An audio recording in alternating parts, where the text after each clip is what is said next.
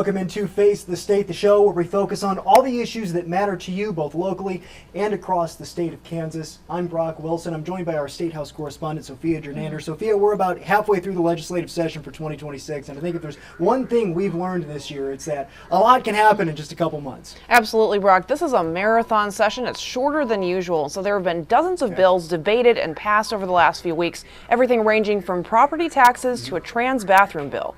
A lot that has caught the ears and eyes of Kansans. You put together a recap of all the biggest issues that lawmakers have faced this session so far.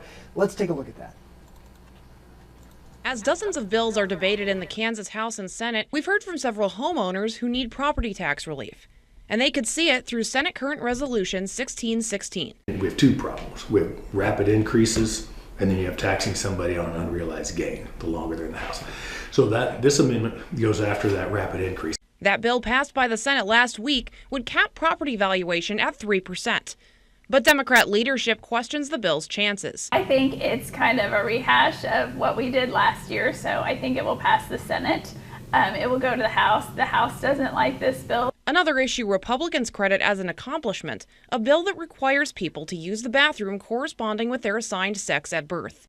The bill passes.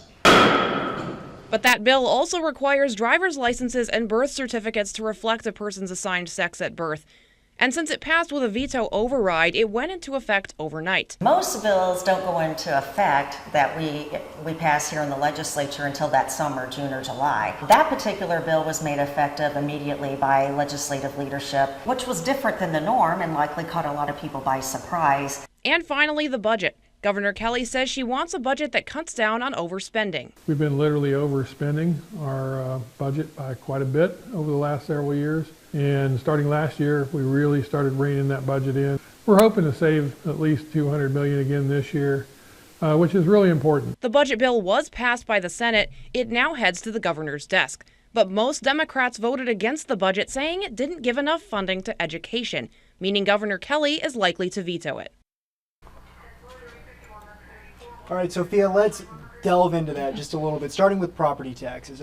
There's been a lot of discussion about it, and I think since the sales tax proposal in Wichita didn't pass this week, there are a lot of people that are wondering, is anything actually going to get done when it comes to property taxes in Topeka? Right, so the main problem is getting the House and Senate on the same page. And the weird thing about it is not about getting Democrats and Republicans on the same page, since you've got a supermajority in both chambers. The problem is that Republicans in the Senate and Republicans in the House aren't in agreement. So they've both passed their respective bills, but now the question is, will they pass the opposite chamber? Right, and so that's going to be coming up, I mean, obviously within the next couple weeks, right? Right. Yeah, I think that the Senate Current Resolution 1616, which I covered in the story, is getting debated in the House this next week, but what I'm hearing is that House Republicans aren't really on board with it. All right. Well, interesting to look at that. Onto the bathroom bill. Last time we talked about this, we talked about how the ACLU had gotten on board representing two people in a lawsuit over this legislation. I know you talked to Senator Cindy Holscher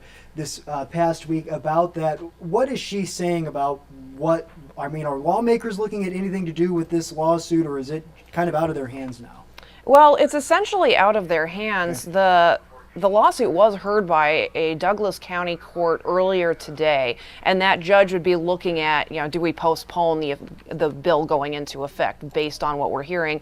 And Senator Holscher has encouraged people who have concerns to, again, reach out to the ACLU. And then on to the budget. Obviously, that is the big ticket item every single year. You mentioned it's a little bit of an abbreviated session.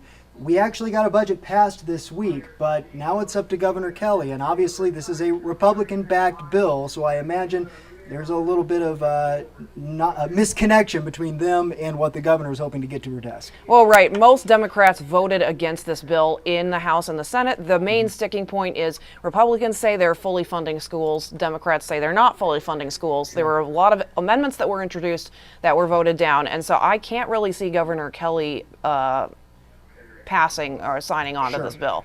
We're going to get back to that a little bit later in the show. I want to move on from that recap onto some things that have finally reached some finality in the State House. The cannabis bill. That's been a big talker as well. Now, despite a survey showing that a majority of Kansans may support the legalization of marijuana in some shape or form. It looks like the bill is dead again this year. Right. So the Senate has just continually refused to take up the issue at all. It's led by Ty Masterson. He's saying he's never going to take up the issue as long as he's in power. The question's been the House, but now it's looking like the House isn't going to take it up either. And I feel like it's hard to actually gauge how much support this has from lawmakers because leadership in both the House and the Senate are so opposed to this legislation. Well, right. Actually, I've been told there are a number of Republicans not in leadership positions who are in favor of this, but then the question, once again, you can't get the leadership on board. It's not going to be taken up. You talked to House Speaker Dan Hawkins in the recap package just a little while ago. You wanted to get some clarification on his stance. Obviously, he's against this. But he mentioned the House passed a marijuana bill back in 2022, I believe. But in that year, it was not taken up by the Senate. And that's the reason why he's not supporting it this year. Take a listen. We will not take up marijuana in the House. The Senate can take it up, pass it, they send it to us, we will take it up. But I'm not going to take one up and send it to them, then it's set there. So the Senate needs to do it. When the Senate does it, then we will take action. And I can imagine those comments are probably a little bit frustrating to supporters of this legislation, but it sounds like based on that, it's just going to be back to the drawing board next year.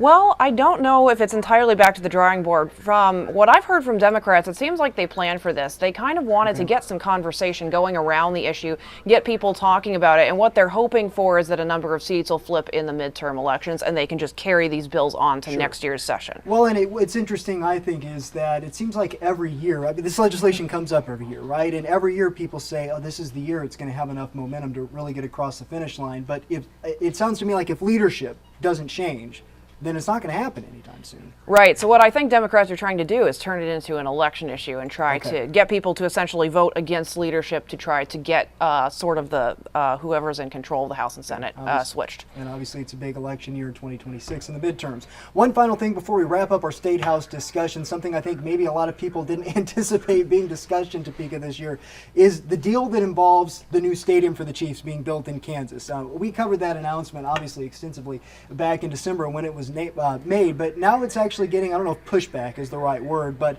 lawmakers are getting involved in this plan. Why is that? Well, it's up to lawmakers now to pass two bills that will determine how that deal is carried out on the local level, right, in the specific, Johnson County and all that. And they haven't seen either of those bills yet, and I think that's the main concern. And I mean, I feel like that handling on a local level, it can sound a little bit confusing because I feel like the average fan heard the announcement and said, oh, it's a done deal, star bonds, whether understand how those work or not, we're getting a stadium built, right? Red tape is kind of how I feel like what this is. But does this mean the stadium plan is in jeopardy? I mean, that's not really the case, right? No, it's not. It's just sort of in a holding pattern, and people in the legislature just want answers on this. That's what they're asking for at this point. And Senator Cindy Holscher was pretty outspoken about her reservations when it comes to that plan this week, right? Yes, right. She wants these bills. She says they were supposed to see them in February, and I think that the House just today introduced the stadium agreement plan, but again, Senator Holscher says we were supposed to see those in February. Sure. Here are some of her thoughts on those. That's where there's going to be some details that could be, very revealing in terms of what this is going to mean for the local areas. So like I said, that's the part that we are still waiting on here. We were initially told we would have those bills in February and be voting then. We still have not seen the Stadium Authority bill. Sophia, you're going to have to interpret that a little bit for us because, I mean, us, the average fans, like I said, we're worried about is this stadium going to be built or not, and she's talking about how this is all going to work at a local level and, just kind of need a little more explanation as far as what that means. Right, so first she's talking about, the first bill is handling the STAR bonds or the sales tax and revenue bonds, which would fund this.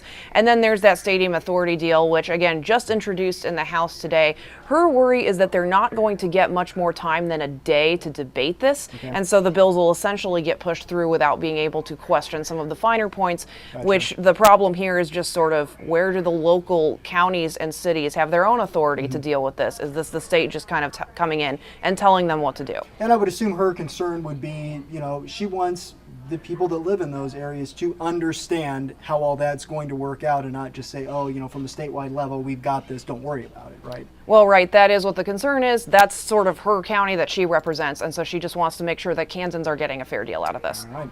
That'll wrap up our State House segment here on Face the State. Up next, Wichita's 1% sales tax proposal, as we mentioned a little bit early in the show, was struck down with a resounding 82% of voters voting no. So what's next, you may be asking. Wichita Mayor Lily Wu is going to join us on the show to discuss how the city will move forward funding the many initiatives that would have been included in that 1% sales tax. Stay with us.